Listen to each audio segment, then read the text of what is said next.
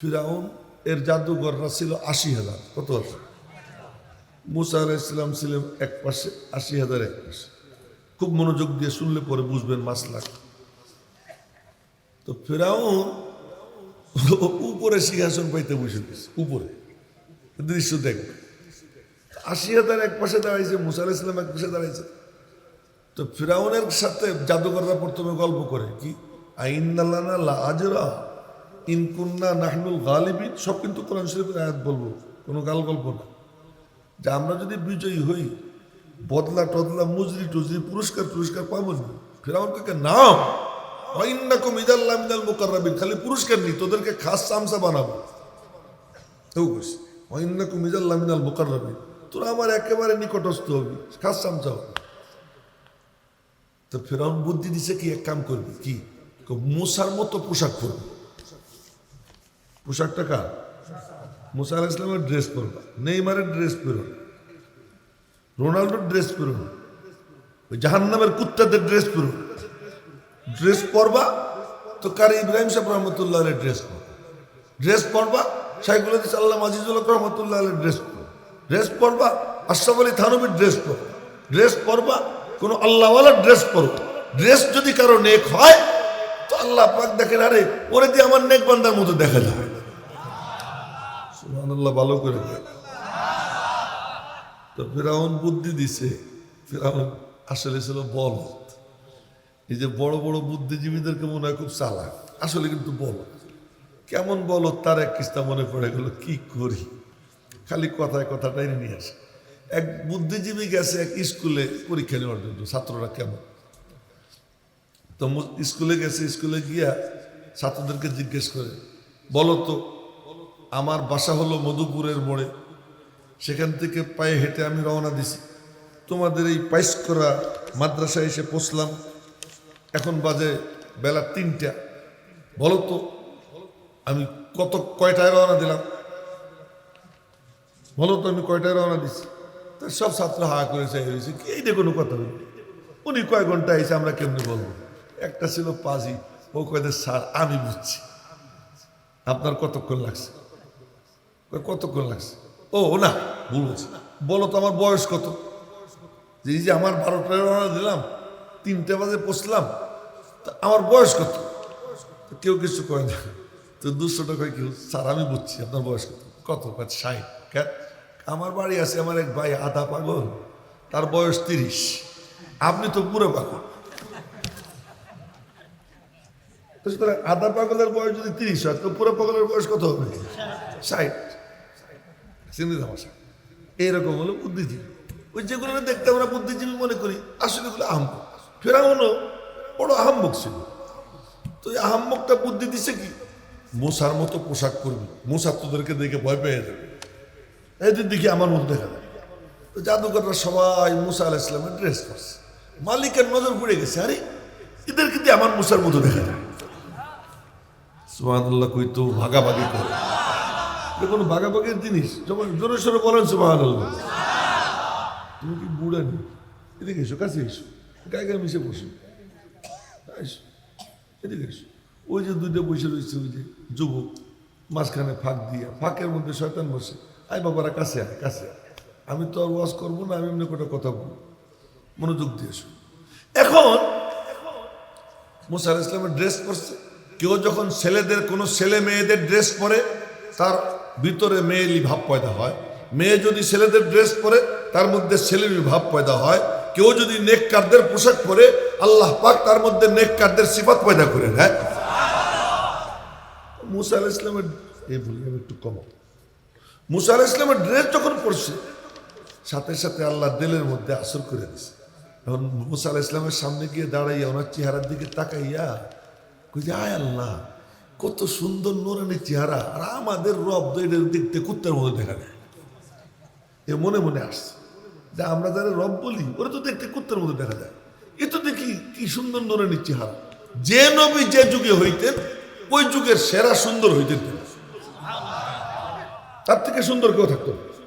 যে যুগের যিনি নবী, ওই যুগের উনি সেরা সুন্দর। তো আরে কি সুন্দর নোরানি চেহারা, সাথে সাথে দিলের মধ্যে আদব পয়দা হয়ে গেছে। এই যে আদবের কথা বলছে, কি আদব, উনি মুরব্বী মানুষ, নুরানি চেহারা, ফয়সালার ভাতটা ওনারই দিই। কোরআন শরীফের 16 পারা 14 পৃষ্ঠার শেষ আয়াত। আমিও কিন্তু হাফেজ, যে পাগড়ি দিলাম কজন? 8 জন। 8 জন। এখানে হাফেজ সাহেব অনেকে আছে, ভুল করলেও তারা যেন আমার কয়ে দেয়। আবার এটি কথাও বলে দিই, আমার হুজুররা বলতেন যে হাফেজ পাইছি মাদ্রাসায় 2 জন, একজন বলতো আমার না, আর একজন বলতো ইসাক ফরিদিন না, মারা গেছে। তো বুখারী শরীফ 2য় খণ্ড পড়াইতে গিয়ে হুজুররা ওই এক এক শব্দ আসে, আরেকটা কিরে আমার জিজ্ঞেস করতো, আমি কই বলে দিতাম। এখনো আমি তারাবি পড়াই আলহামদুলিল্লাহ, লুকমা টুকমা তেমন লাগে না, কালে বদলে 1-2টা লাগে এখনো, আলহামদুলিল্লাহ, আল্লাহ পাকের শুকর। তো বলতেছিলাম কোরআনে কারীমের 16 পারার 14 পৃষ্ঠার শেষ আয়াত। ফিরআউনের জাদুকররা বলে কি, ক্বালু ইয়া মূসা ইম্মা আন তুলকিয়া ওয়া ইম্মা আন নাকুনা আউওয়ালা মান আলকা। মূসা, ফয়সালাটা আপনি দিয়ে দেন, জাদুর বাক্স আগে আপনি খুলবেন না আগে আমরা খুলবো, ফয়সালা আপনি দিয়ে দেন। রব্বুল আলামিন কো জারি, তোরা আমার নবীর ইজ্জত করলি, তোরা আমার নবীর আদব করলি, দেখ আমি তোদেরকে কি পুরস্কার দান করি। জোরে কন্যা সুবহানাল্লাহ। আব্বা জান, এই জায়গা দিয়ে রেকর্ড করো, মোবাইল দিয়ে রেকর্ড করে কি করবো? ও তো নষ্ট হয়ে যায়। আর এই জায়গা দিয়ে রেকর্ড করলে ওইটা নষ্ট হয়। সাহাবীরা নবীদের রেকর্ড করছিলেন এই জায়গা দিয়ে, আর জীবনে নষ্ট হয়নি, জীবনে নষ্ট হয়নি। ওই আলোচনা করতে গেলে 1-1.5 ঘন্টা লাগবে, ওইটার দিকে যাব না, যেটা বলতেছি আমি ওইটাই বলি, এটা বোঝে। এখন মুসা আলাইহিস সালাম বললেন কি, ক্বালা বাল আলকু, তোরাই তো যাদের জাদুর বাক্স আগে খোল, আমারটা পরে খুলবো। ওরা জাদু সারছে 2টা, একটা হলো ছড়ি আর একটা হলো দড়ি। ছড়ি বুঝছেন তো আপনারা? লাঠি। ছড়ি আর একটা কি? দড়ি। আমাদের গ্রামে ছড়ি রে নড়ি, আপনারা কয়নি? নড়ি করেননি?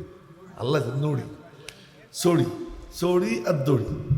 তো ছড়ি দড়ি ছাড়ছে, আল্লাহ বলে কি, ফাইদা হিবালুহুম ওয়া ইসিয়ুহুম ইউখাইয়ালু ইলাইহি মিন সিহরিহিম আন্নাহা তাসআ। জাদুঘরদের জাদুর প্রভাবে ছড়ি আর দড়ি মনে হয় যেন খাই খাই করতে করতে ফনা তুইলা মুসা আলাইহিস সালামের দিকে যায়। আচ্ছা বলেন তো, এই এতগুলো জাদু সাপ হয়ে এক ব্যক্তির দিকে ধেয়ে যাইতেছে, 80,000-এর জাদু। কয়জনের জাদু? মুসা আলাইহিস সালাম ফাআউজাসা ফি নাফসিহি খিফাতাম মুসা। মুসা আলাইহিস সালামের দিলে ভয় এসে গেছে।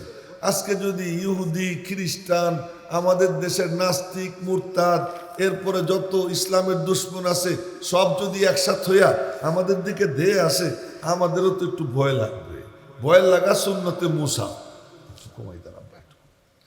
মুসা আলাইহিস সালামের সুন্নত, ভয় লাগা মুসা আলাইহিস সালামের সুন্নত। তো ভয় লাগার পরে মুসা আলাইহিস সালাম কি করছে জানেন? হায় হায়, ওয়াল্লাহ মুদবিরা, পিঠ পিছনের দিকে দিয়ে দিছে দৌড়। সব কোরআন শরীফের আয়াত বলতেছি, দৌড় দিছে। আল্লাহ ডাক দিছেন জিবরাইলের মাধ্যমে, এই মুসা দৌড়ে কা? জিবরাইলকে কি দৌড় দেন কা? ও কেমনি আমার দিকে তাই আইতেছি, ও দেখা যায়। বললাম আমি আটকি, একটু যে পিছনে ফিরে তাকাবে তাও তাকাবে, ভয়। এগুলো এমনি আইতেছে। আল্লাহ কাইয়া মুসা লা তাখাফ, ও মুসা তুই ভয় পাইস না। কেন? ইন্নী লা ইয়াখাফু লাদাইয়াল মুরসালুন। মুসা তুই তো একা না, আমি আল্লাহ তোর পাশে আছি। জোরে কন্যা সুবহানাল্লাহ। ওই মুসার পাশে যদি আল্লাহ থাকে, আজকের যারা মুসা আলাইহিস সালামের অবস্থানে দাঁড়াবে, তারা একা থাকবে না আল্লাহ তাদের পাশে থাকবে? কারা কারা আল্লাহর পাশে চাই? যে কোনো বাতিলের বিরুদ্ধে রুখে দাঁড়াবো তো ইনশাআল্লাহ। যে দাঁড়াবে আল্লাহ তার পাশে থাকবে। আল্লাহকে পাশে নিয়ে দাঁড়াইতে রাজি আছি তো ইনশাআল্লাহ। নামান হাত নামা, আল্লাহ তুমি কবুল করো। এখন কয়ে দিতে কি করবো? ঘুরে দাঁড়াও। দেখেন আল্লাহ, আল্লাহ কথা শোনেন। আকবিল, গরু, ওয়ালা তাখাফ, ভয় পেও না। ইন্নাকা মিনাল আমিনিন, আমি আল্লাহ নিশ্চয়তা দিলাম, তোমার নিরাপত্তার জিম্মাদার আমি আল্লাহ। ওই সময় যেই আল্লাহ ছিলেন, আজকে ওই আল্লাহ আছেন না নাই? আজকে ওই কাম করলে সেই আল্লাহ তাদের নিরাপত্তা দিবে কি দিবে না? তুই নিচের দিকে তাকাইস না দাদু, থানার পুলিশ ডাকবো, আর একবার নিচের দিকে তাকাই, এদিকে চাইয়ে থাক। আচ্ছা, এখন মুসা আলাইহিস সালাম ঘুরে দাঁড়াইছে, ঘুরে দাঁড়ানোর পরে আল্লাহ কি করব, এখন শোনেন গল্প। ও মুসা, জি মালিক, তোমার হাতে কি ওইটা? আমার তিলকা বিয়ামিনিকা ইয়া মুসা, তোমার ডানে তো ওটা কি? উত্তর তো হয়ে যায় লাঠি। মুসা আলাইহিস সালাম কয় কি, আল্লাহ জিজ্ঞেস করছে, এই সুযোগ একটু গল্প করে নেই। কি কয় শোনেন, হিয়া সয়া, এটা আমার লাঠি, আতাওয়াক্কাউ আলাইহা, এর উপরে ভর দিয়ে দিয়ে চলি, ওয়া আহুস্সু বিহা আলা গানামি, এটা দিয়ে পাতা পাইড়া পাইড়া বকরিরা খাওয়াই। মনে মনে কয় যে খাইছে রে আল্লাহ, জিজ্ঞেস করছে একটা, কইলাম তিনটা, এটা কেমন হয়ে গেল? কিন্তু কথা তো শেষ হয় না। তা কই যে আগামীতে যদি আরো তো কথা বাকি রয়েছে, তাহলে কথার দরজা খুলে রাখি। এখন কয় কি, ওয়ালিয়া ফিহা মারিবু উখরা, এটা দিয়ে আরো মেলা কাম করি, আগামীতে জিজ্ঞেস করলে পরে বলবো। সুবহানাল্লাহ কয় না? ভালো করে আরো জোরে কোন সুবহানাল্লাহ। আচ্ছা, সুবহানাল্লাহর পরে আর একটা গল্প শুনলাম, এখন অপেক্ষা করে ইনশাআল্লাহ বলে নাই, পরে যদি সুযোগ না হয় এই জন্য ইনশাআল্লাহ বলে রাখলাম। এখন ইন্ডিয়াতে একজন ঘোড়া কিনতে রওনা হয়েছে। এটা এই গল্প শুনেছেন আমার উস্তাদ মুফতি সাইদ পালনপুরি রহমতুল্লাহ আলাইহি। ঘোড়া কিনতে রওনা হয়েছে, টাকা পকেটে নিয়ে। তো বন্ধু কইছে, কোথায় যাও? ঘোড়া কিনতে যাই।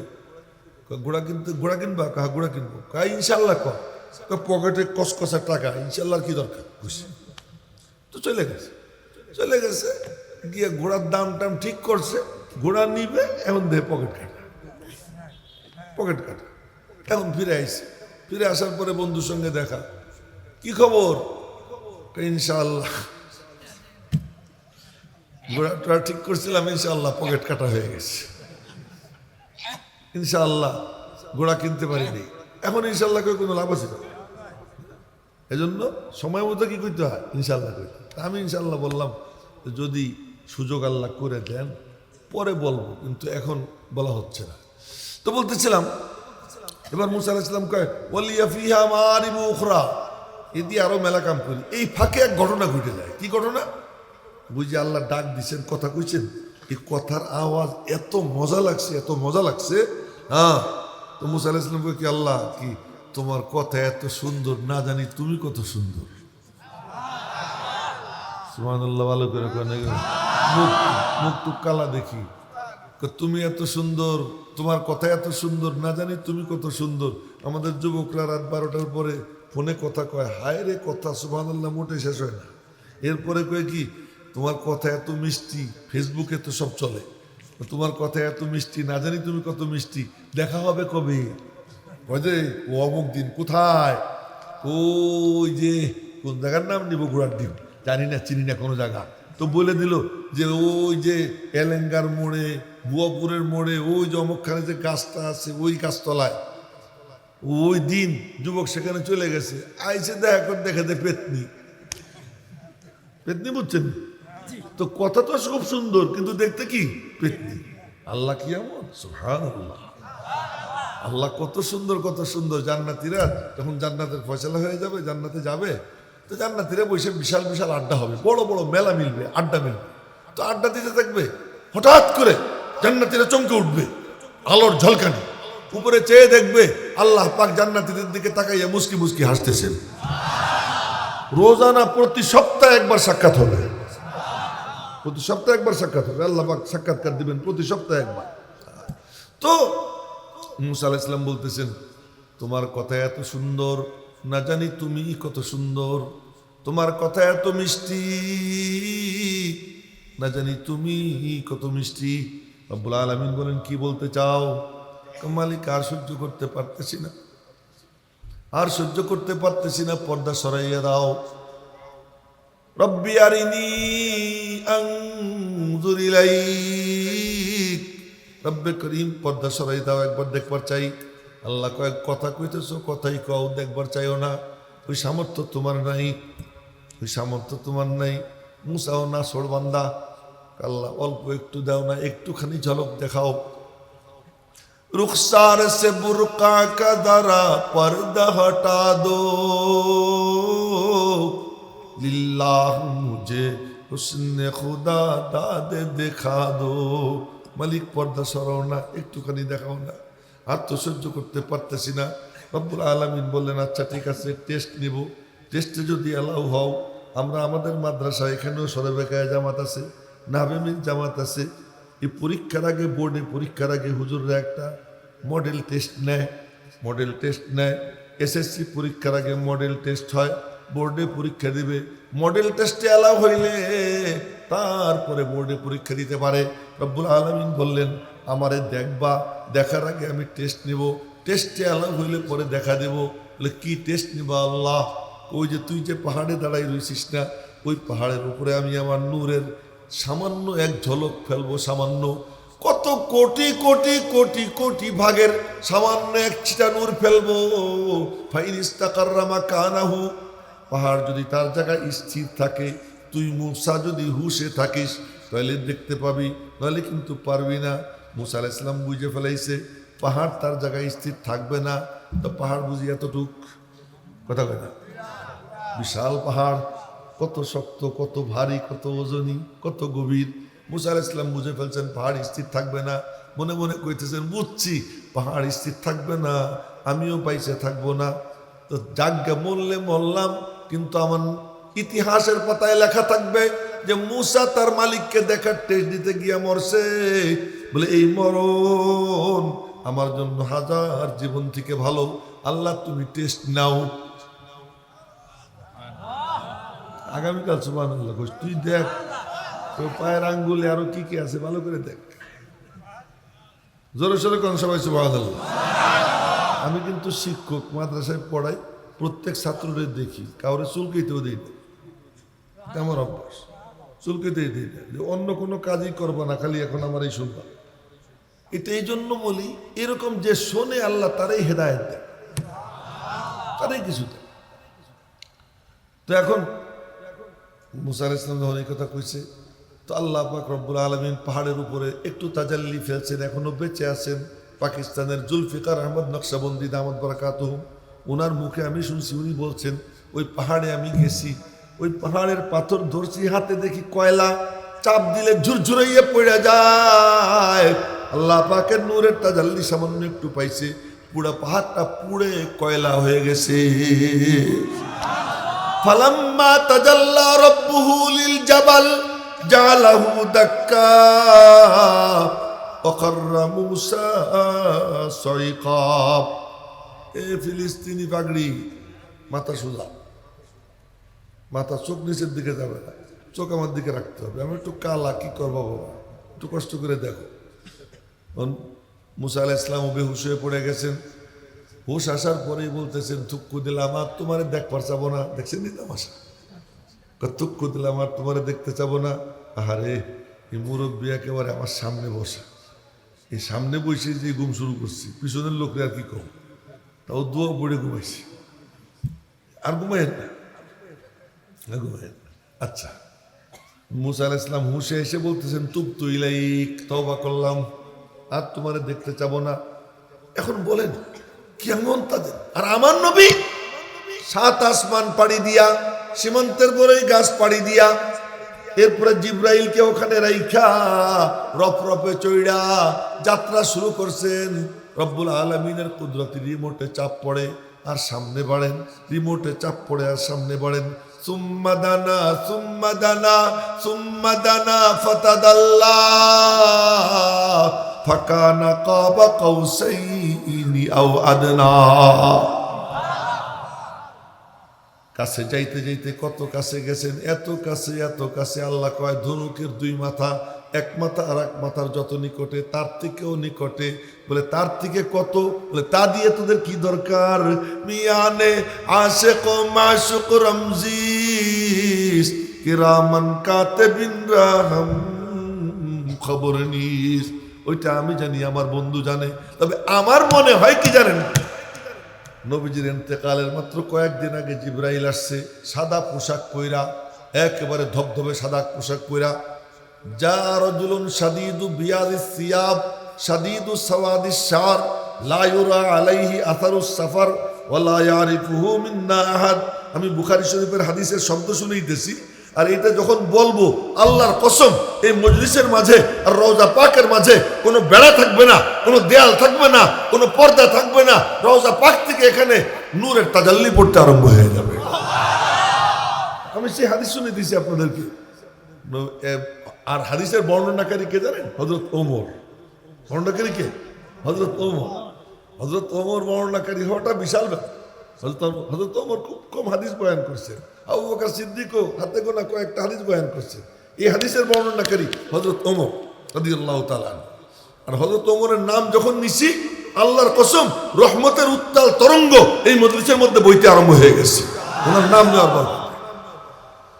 তো আসছে ধবধবে সাদা পোশাক পরা আর শুভ্র, মানে আপনার ঘন কালো দাড়ি, ঘন কালো বাবরি, খুব কালো চুলওয়ালা।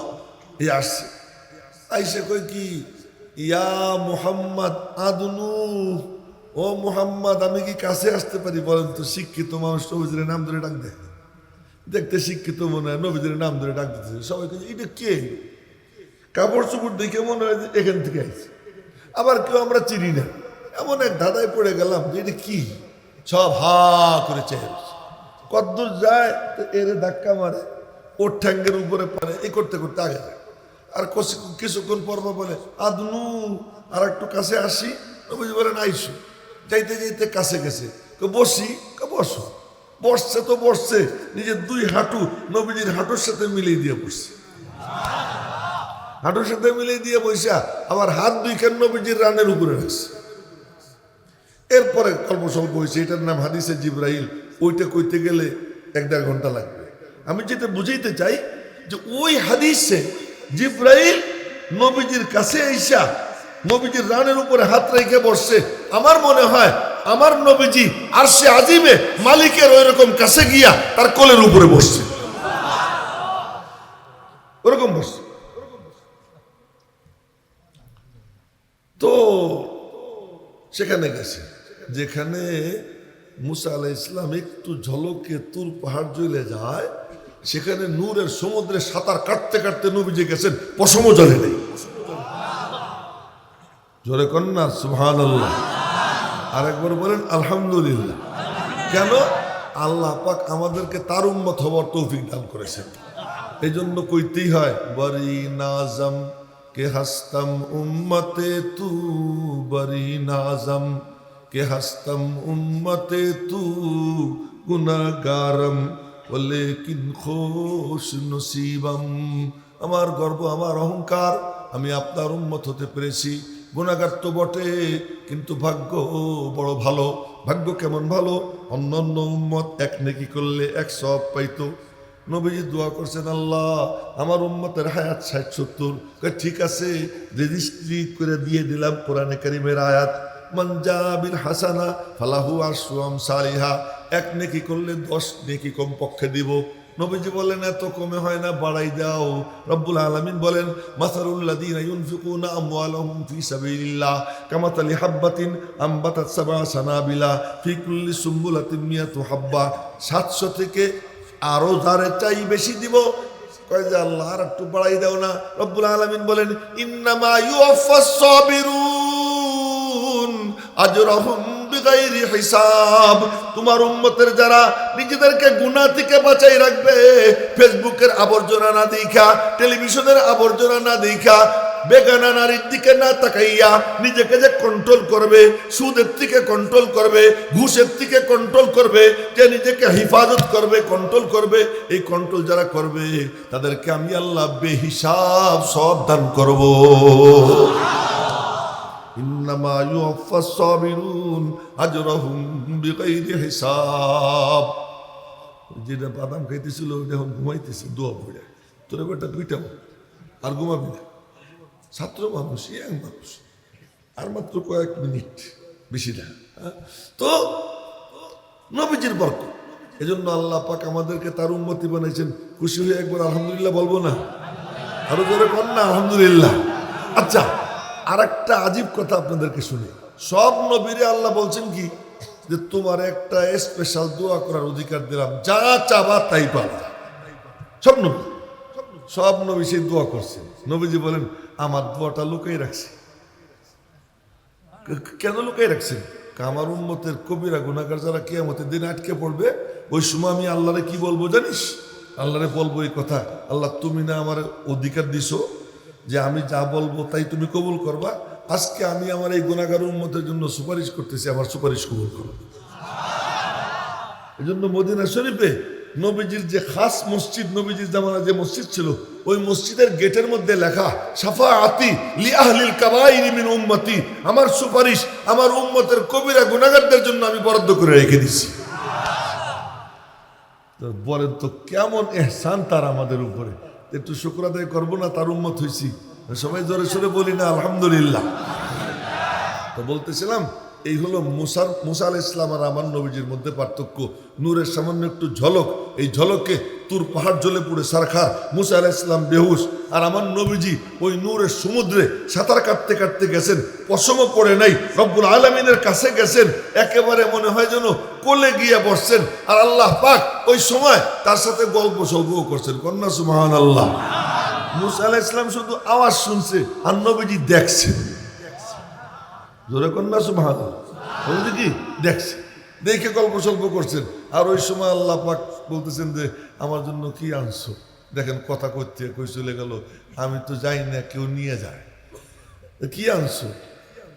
তোমার জন্য কি আনবো মনে মনে কয়। পরে কয় কি যে আল্লাহ এমনি তো মাল সামানা কিছু আনিনি, জিহ্বাটা তোমার জন্য নিয়ে আইছি। আত-তাহিয়াতু লিল্লাহ, জিহ্বা দিয়ে যা বলবো তোমার জন্য বলবো। বাপরে যদি ডাক দেই তোমার সন্তুষ্টির জন্য দিব, মারে যদি ডাক দেই তোমার সন্তুষ্টির জন্য দিব, কাউকে যদি ডাক দিয়ে বলি মসজিদের দিকে চলো তোমার সন্তুষ্টির জন্য ডাক দিব, ধমক যদি দেই তোমার জন্য দিব, জুবানের কথা দিয়ে আদর যদি করি তোমার জন্য করব, জুবান দিয়ে যা করব সব তোমার জন্য। আত-তাহিয়াতু লিল্লাহ, আমার জুবান তোমার জন্য বরাদ্দ, বেশি ব্যাখ্যা করব না। ওয়াসসালাওয়াত, আমার অঙ্গ প্রত্যঙ্গ, হাতের ইঙ্গিত তোমার জন্য, হাতের ধরা তোমার জন্য, পায়ের চলা তোমার জন্য, চোখের দেখা তোমার জন্য, কানের শ্রবণ করা তোমার জন্য, মাথার থেকে পা পর্যন্ত যা অঙ্গ প্রত্যঙ্গ দিছো এ সব দিয়ে আমি যা কিছু করব কেবল তোমার জন্যই করব। 2 নম্বর 3 নম্বর অত্তয়িবাত, টাকা পয়সা নাই, যদি কিছু পাইয়ে যাই তোমার রাস্তায় দান করে দেব। রব্বুল আলামিন বললেন দোস্ত তুমি চলবা কেমনে? তোমারও তো কিছু দরকার, নাও আমি দেই। তুমি তোমার জিহ্বা দিলা, আসসালামু আলাইকা আইয়ুহান নাবিয়্যু, সালাম তোমারে দিলাম বিশেষভাবে হে নবী। তোমার জিহ্বার সঙ্গে সালাম মিশিয়ে দিলাম। এই জন্য নবীজির কথা যে গ্রহণ করবে ওই ব্যক্তি শান্তি পাবে, যে পরিবার গ্রহণ করবে ওই পরিবার শান্তি পাবে, যে সমাজ গ্রহণ করবে ওই সমাজ শান্তি পাবে, যে দেশ গ্রহণ করবে ওই দেশ শান্তি পাবে। ওই কথা যদি পুরো দুনিয়া গ্রহণ করে নেয়, নবীজির জুবানের কথা, আল্লাহ দুনিয়াটাকে জান্নাত বানাইয়ে দিবেন। আসসালামু আলাইকা আইয়ুহান নাবিয়্যু ওয়া রাহমাতুল্লাহ। তুমি তোমার অঙ্গ প্রত্যঙ্গ দিলা, তো তোমার সারা মাথার থেকে পা পর্যন্ত পুরো অঙ্গ প্রত্যঙ্গ আমি আল্লাহ রহমত বানাইয়া দিলাম। ওয়া বারাকাতু, তুমি তোমার সম্পদ দিলা, আমি আল্লাহ তোমারে বরকত দিলাম। এর এক একটার উপরে 2-3 মিনিট কইতে গেলে অনেক সময়, ওইটা বলবো না। এখন যখন এই কথা বলছেন, নবীজি বলতেছেন মালিক সালাম কেবল আমারে দিলা, কিন্তু কিয়ামত পর্যন্ত আনেওয়ালা আমার উম্মত যারা তোমার কদমে সিজদা করবে, অনেক ঘাত প্রতিঘাতের মোকাবেলা করে মাদ্রাসায় সহযোগিতা করবে, অনেক ঘাত প্রতিঘাতের মোকাবেলা করে কোরআনের পক্ষে দাঁড়াবে, অনেক ঘাত প্রতিঘাতের মোকাবেলা করে মালিক নিজের দলকে বুড়ি আঙ্গুল দেখাবে, কিন্তু তোমার ব্যাপারে আপোষ করবে না, নবীর ব্যাপারে আপোষ করবে না, কোরআনের ব্যাপারে আপোষ করবে না। এমন যারা, ওরা তো বাদ পড়ে যেতেছে, তুমি অনুমতি দাও সালামটা আমি ভাগ করে নেই। রব্বুল আলামিন বললেন হ্যাঁ তুমি ভাগ করে নিবার পারো। নবীজি বললেন আসসালামু আলাইনা ওয়া আলা ইবাদিল্লাহিস সালিহিন, মালিক তোমার দেওয়া সালাম আমিও নিলাম, কিয়ামত পর্যন্ত আনেওয়ালা যত বান্দা বান্দি তোমার হবে তাদের মধ্যেও ভাগ করে দিলাম। এজন্য যারা নামাজ পড়ে তারা আল্লাহর সালাম পায়। কার সালাম পায়? আল্লাহর সালাম পায়। কার বরকতে? নবীজির বরকতে। জিবরাইল দূরে ছিল, আওয়াজ টাওয়াজ শুনছে, কয় আল্লাহ কি কয় তোমরা দুজন গল্প করতেছো, আমিও কিছু কই, আমারে কিছু বলতে দাও। কয় বলো। এবার জিবরাইল বলে আশহাদু আল্লা ইলাহা ইল্লাল্লাহ ওয়া আশহাদু আন্না মুহাম্মাদান আবদুহু ওয়া রাসূলুহু। আল্লাহর কথা, নবীজির কথা, জিবরাইলের কথা, তিনটা দিয়ে গড়ে আত্তাহিয়াতু লিল্লাহ। তিনটা দিয়ে কি হয়েছে? আত্তাহিয়াতু হয়েছে। তো আমার বলার মাকসাদ এটা ছিল না, এই ঘটনা বলার কোনো উদ্দেশ্য ছিল না। বলতেছিলাম শুধু এতটুকু কথা যে নবীজি কত পাওয়ারফুল। আর মুসা আলাইহিস সালাম রসুলদের মধ্যে 1 নম্বরে নবীজি। নবীজি নম্বর ছাড়া সবার ঊর্ধ্বে, আলাদা। 1 নম্বরে ইব্রাহিম আলাইহিস সালাম, 2 নম্বরে মুসা আলাইহিস সালাম। 1 নম্বরে কে? ইব্রাহিম আলাইহিস সালাম, 2 নম্বরে মুসা আলাইহিস সালাম, 3 নম্বরে ঈসা আলাইহিস সালাম, 4 নম্বরে নূহ আলাইহিস সালাম। নবীজিরা ওনাদের সাথে নম্বর দেওয়ার কোনো দরকার নাই, কারণ উনি তো নবীদের নবী। তো ওনাদের নম্বর দেওয়ার কি দরকার আছে? অনেকে বলে এইভাবে, 1 নম্বরে নবীজি, 2 নম্বরে ইব্রাহিম, 3 নম্বরে মুসা, 4 নম্বরে ঈসা, 5 নম্বরে নূহ। আমার মনে হয় এরকম বলাটা ঠিক না। বলতে হবে নম্বর ছাড়া সবার উপরে আমার আপনার নবী, তিনি নবীদের নবী। সুতরাং তার কিসের নম্বর? তিনি নম্বর ছাড়া। ওই কথায় ফিরে যাই। তো মুসা আলাইহিস সালাম আল্লাহ কয় কি, তোমার হাতে কি? কয় লাঠি। এটা একটু ছাড়িয়ে দাও, আমার দিকে দেখে রাখো, বেশি লম্বা করবো না, ছাড়িয়ে দাও। আচ্ছা, এই যে আমার হাতে কলম, তাই না? এটা মনে করেন লাঠি। এই যে হুজুর যদি এরকম একটা বাড়ি দিই, ব্যথা পাবো। ব্যথা পাওয়ার মতো না, যদি লাঠি হইতো ব্যথা পাইত। যদি খোসা দেই তাও তো একটু ব্যথা পাবে। কিন্তু এটা যদি এরকম সাইডে দেই, কোনো ব্যথা পাবে? কোনো কষ্ট হয়? আল্লাহ কয় কি, আলকিহা ইয়া মুসা, মুসা তুমি একটু সাইডে দাও লাঠি। ছেড়ে দিস। ছেড়ে দেওয়ার পরে বাপরে বাপ, এত বড় সাপ হইছে, আর এরকম হা করছে, মারছে এক টান। 80,000 জাদুঘরের সব জাদু একটা নাকি লেখে ফেলেছে। এর সুবহানাল্লাহ কি এরকম হয় নাকি? তো এই বিষয় বলে কত খুশা দিয়ে আরো জোরে কয়, তো আমি তো আর ওরকম খুশা দিবার পারি না, একটু জোরে সঙ্গে বইলে ফেলেন সুবহানাল্লাহ। না, তাও হয়নি। ওই যে আমি যে আসতে কইছি, একটু জোরে সরে বল, আরো জোরে বলেন সুবহানাল্লাহ। সব জাদুঘর গিলে খেয়ে ফেলেছে। জাদুঘররা মনে মনে হায় হায়, সারা জীবনের অভিজ্ঞতা উজাড় করিয়া জাদুর প্রদর্শনী দিলাম, আর মুসার এক লাঠি, সাদা মাটা লাঠি, ওইটা গিয়ে খেয়ে ফেলাইলো। তো তো মনে হয় আমাদের রব এটা ডুপ্লিকেট। কি কয়? আমাদের রব এটা কি ডুপ্লিকেট, মুসার রবই আসল রব। দেখেন তো বাসা, এটা কি বলে না কেউ বলায়?